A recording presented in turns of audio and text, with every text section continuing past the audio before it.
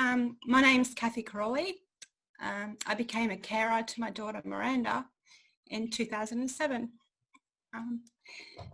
It was just a normal day at school. She was playing in the playground and she hit heads with another child while she was playing soccer. And that's when my caring journey started. So that just over 13 years now. She received a traumatic brain injury and straight away started having seizures. So she has hundreds of seizures every day. She ended up with a diagnosis of encephalitis, which is inflammation of the brain, which put her on life support. She was given medications that she was allergic to, so she continued to deteriorate for 6 months before a 12-hour tonic-clonic seizure saw us in ICU again. And then we were originally told she was nothing but an attention seeker. But after the first 6 months went by and she had the 12-hour seizure, people started, there is something wrong with her. So 13 years of watching her deteriorate. Her cognitive ability is that of probably a 6-month-old baby, and she'll be 21 in October. She's non-verbal now. She's totally peg-fed. She requires 24/7 care a day. She lives with pain, the seizures. She has a heart condition now. Her heart, her lungs, her brain and liver could fail at any time. So we've been under palliative care for 6 years now.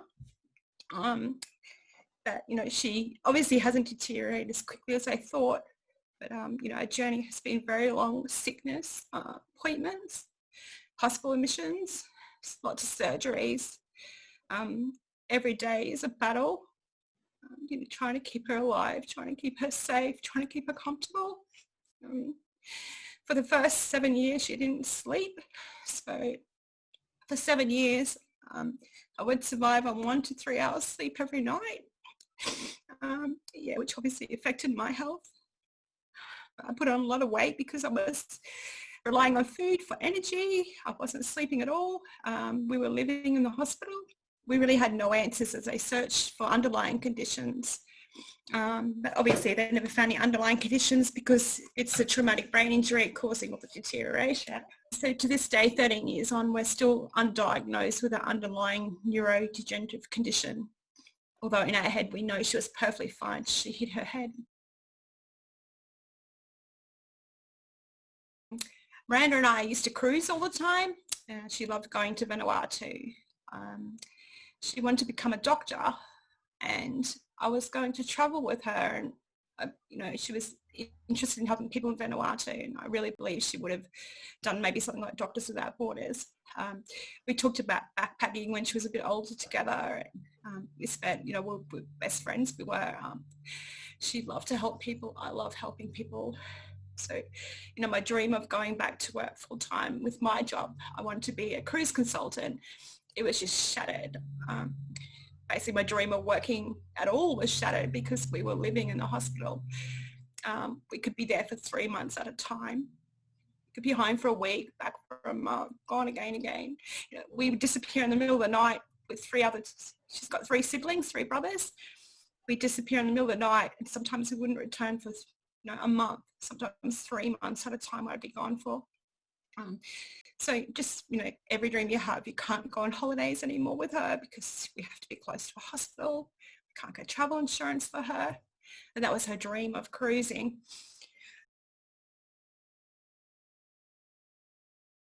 The eldest was 14. He was a naughty child. He thought it should have happened to him, not her. So he took all the guilt, why her, what does she do? The 13-year-old, he just sort of sunk into his shell. He suffered from anxiety and depression. Her younger brother had anxiety and depression. He was a really good football player, but it held him back, thinking that if he hit his head, it might happen to him. So he got into representative teams for Sunny Coast Falcons every year. He got into the Queensland team for Gridiron. But he's never, ever going to reach his full potential because he's scared this will happen to him. So to watch all your kids live with anxiety and depression, and like my husband has depression as well, post-traumatic stress. Yeah, it's really hard on, watching everyone in the family. None of them will be who they should have been. before, illness and disability took over our family.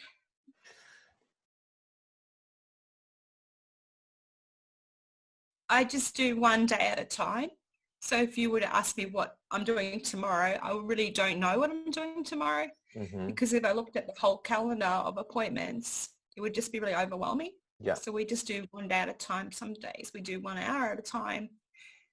We're kind of relaxed if we plan things and the plans don't go as planned, because that's just normal for us now. So we don't sweat the small stuff. I think just breaking everything down one day at a time only, because it is so overwhelming otherwise. And like a good day for us is when she's not in hospital. And even though today she might have had lots of seizures and lots of other things going on, today's a good day because, we're not at the hospital and she got to get out with her friends. And so, yeah, it sort of changes the way you think of things. I see people sweating over small things and I'm like, that would be a good day. Like, their problems are, some people, their problems are very different to my problems. They're sweating small things and I'm just trying to, if she's not in pain, then that's pretty much a good day now. I mostly go into my toilet and shut the door, and that's where I do my crying, because I don't really want the boys to see or my husband to see. I have some friends I can contact and turn to, but mostly it's been a very lonely journey. For me, I go dancing. So that's my relief. I get to go dancing. I do salsa dancing. And where I'm just a normal person, most people don't know my story. And the music just makes me feel alive and free. And in going dancing, it comes with guilt because, you should be at home looking after your daughter. You should be doing this, expectations from people. But it's my time. It's my free time for me. I guess finding an organisation like the Carers Foundation, that was amazing because for the first time I could go somewhere and have someone look after me. The day Ronnie made me breakfast, and I was sitting at the table, I started crying. And she said, "What's wrong?" I said, "Because no one has ever made me breakfast." So it was all the little things. It was just something small like that because I'd been a carer. I've been caring for my daughter, my whole family. And yeah, just to have someone make me breakfast, someone to pamper me and spoil me, was, just absolutely incredible. So it would be great for carers to contact them when they are down and out and, no one to turn to. And Ronnie and everyone at the Carers Foundation, they're there to listen to your story, to give you a big hug. They get where you're at. And like just meeting other carers as well was good to share their stories, to know that, we're not alone. There's always someone there that will listen to us. So. By accident, I think I saw them on Facebook and I mentioned to my husband and he said, "Oh, you should go." And I went for a 3-day retreat. And there was only 3 girls there at the time, including myself. So we got lots of one-on-one. And at the time I went, one of the girls was suicidal, which is perfectly normal for carers because we all go through that. And she was going to take her own life. And I truly believe that the Carers Foundation saved that girl. And, we spent a lot of time with her. We got to know her story. She knew our story. And she, she understood that we're not alone. These feelings, I think all carers have felt, hopeless, suicidal, like there's nothing more they can do. They just don't want to be here anymore. I've been there, especially the first few years when I had no help. I was very suicidal and I wanted to take my daughter as well so she didn't have to have pain. So all the feelings we were feeling were perfectly normal because we all felt like that. So at the Carers Foundation, we were able to talk to a social worker there. We had massages, facials, we just, art therapy, music therapy. We just had so much on offer, and it was just like a break from the caring role and not having to think about every single thing. So my brain is just overtime, 24/7. I'm thinking of what I need to do next and what I could do to get through the day. I guess catching up with my friends. I think being a carer, your whole friendship group changes. Well, especially for us, we had a normal life Then I became a carer, and my friendship group, they never got it. I used to get comments like, well, why don't you go back to work? Well, caring is a 24/7 job. Actually, it's harder than any job I've ever had in my life. And we don't get holidays. We don't get sick days. It's hard. Like for me, I have music playing all the time. I play it through the day. I play it at night. I go and see tribute bands as often as I can. Well, not during COVID. The dancing is a whole new social life. Like we have socials on every second Friday night. There's dance groups on Saturday night. I mean, obviously I can't go to all of them because I am a carer, but that's something I do for me. So yeah, apart from that, I really don't do a lot of things for me because, I'm just so busy looking after my family. I pretty much did everything in the beginning, probably up to about 5 years ago when she was having a seizure, and when I went to catch her, I fractured my finger.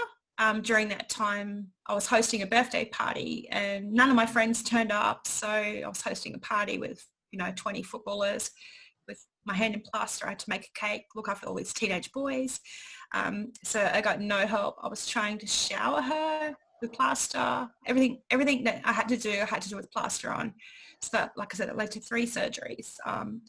So at the time, my husband wasn't doing much because he had depression and he would spend a lot of time on the couch asleep and just in denial that any of this was happening.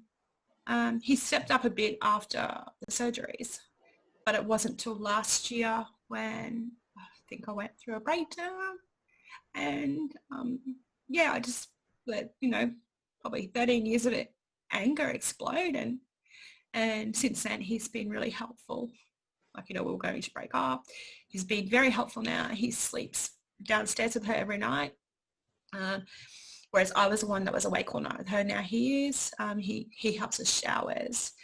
He's just been really helpful. He always did the paperwork side of things, but he's definitely stepped up there. I decided that we're going to separate. I just couldn't handle it anymore.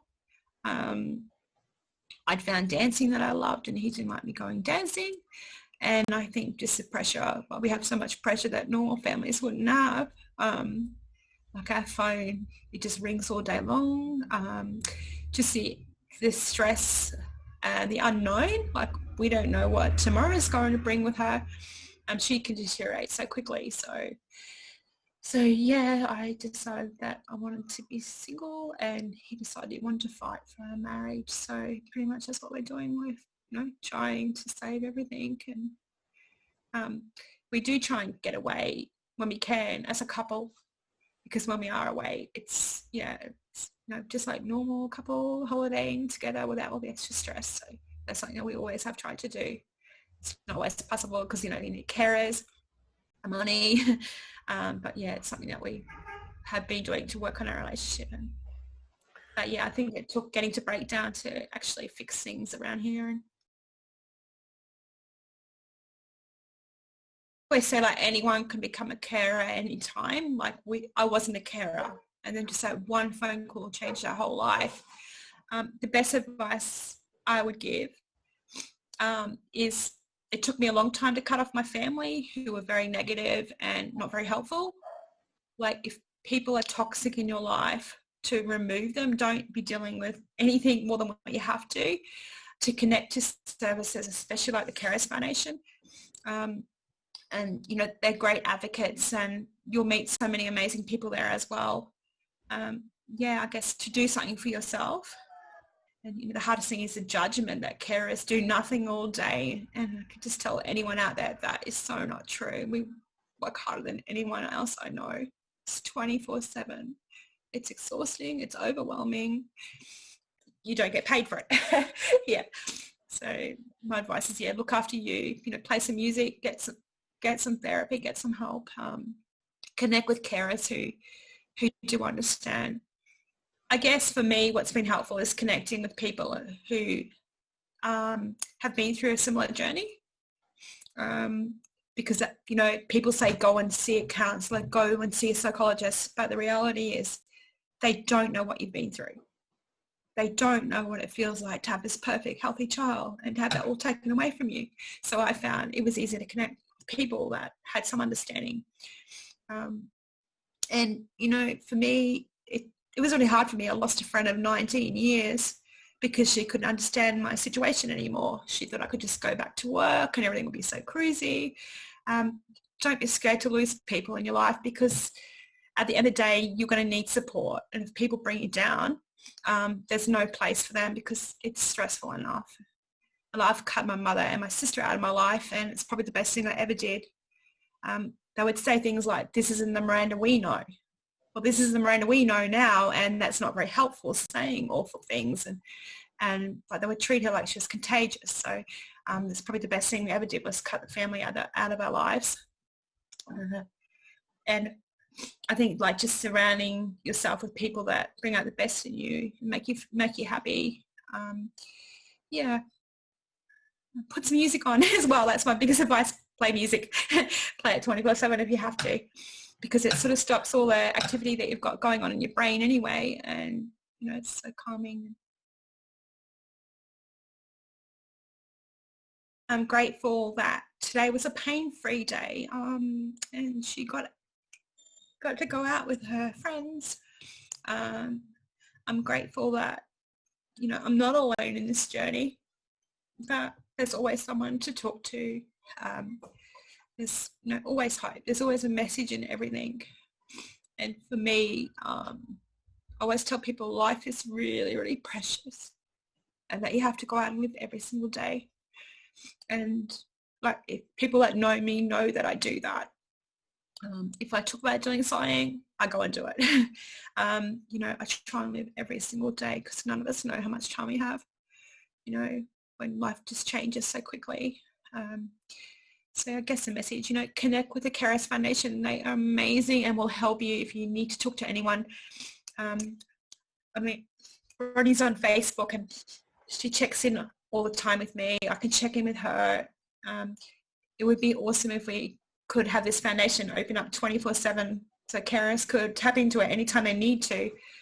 I know they're not really got any funding at the moment, but I guess when you're feeling down and need somewhere to go, if the place was open 24/7, you know, it probably would save many, many lives and definitely some sanity.